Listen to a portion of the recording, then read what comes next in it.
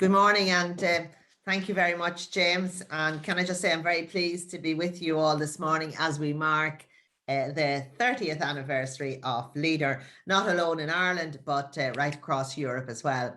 Since its inception in 1991, the Leader programme has been a key component in Ireland's rural development policy, providing vital funding aimed at supporting and sustaining our rural communities.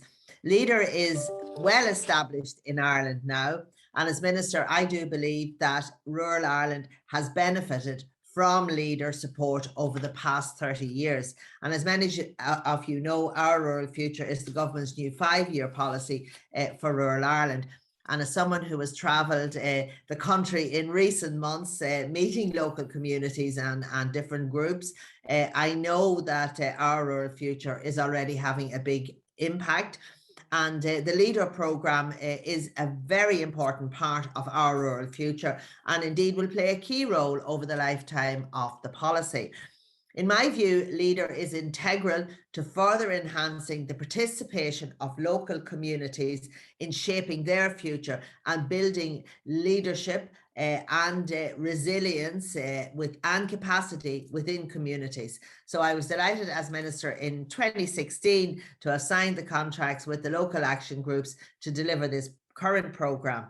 And I do believe that Leader has proven its worth in terms of tackling issues such as rural depopulation, climate change, and more recently, over the past 2 years, the challenges associated with COVID-19.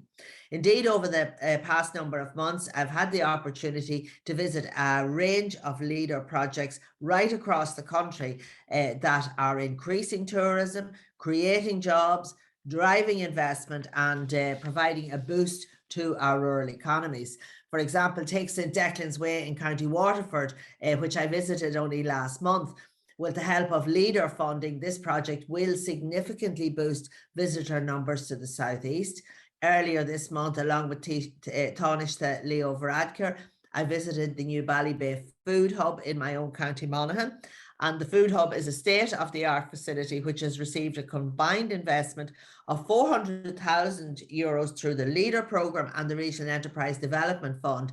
And it not only supports the country's strong food industry, but it also harnesses entrepreneurship, and that is what Leader is about.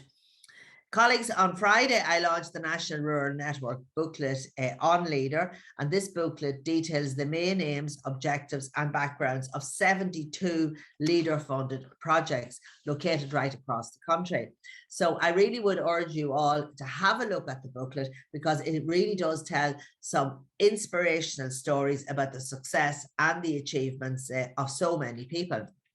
And I have no doubt that the booklet will develop closer cooperation within communities and inspire future applicants to develop projects that will transform the rural landscape and tackle important issues such as climate change and rural employment. So it's a great opportunity for us to see what's going on in other parts of the country and look at how that can help us maybe improve our communities. So I would like to take this opportunity also to acknowledge the significant contribution and indeed the involvement of the European Commission, not alone in terms of the co-financing it has provided, but also to the development of the Leader concept. A concept that is about connecting and involving local people, while at the same time empowering them to contribute to the future development of their rural area. And I have no doubt this successful partnership approach will be in place for a long time to come, and it will have transformed the rural landscape for the better.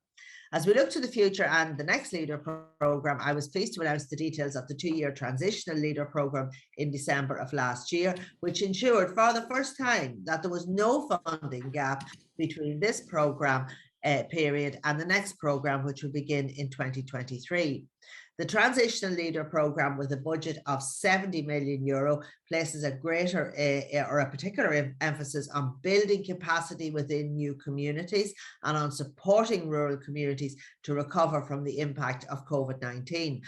The programme will also continue to support projects that stimulate job creation and promote social inclusion.